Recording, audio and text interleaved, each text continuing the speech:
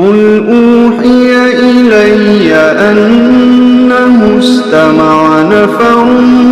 من الجن فقالوا إنا سمعنا قرآنا عجبا يهدي إلى الرشد فآمنا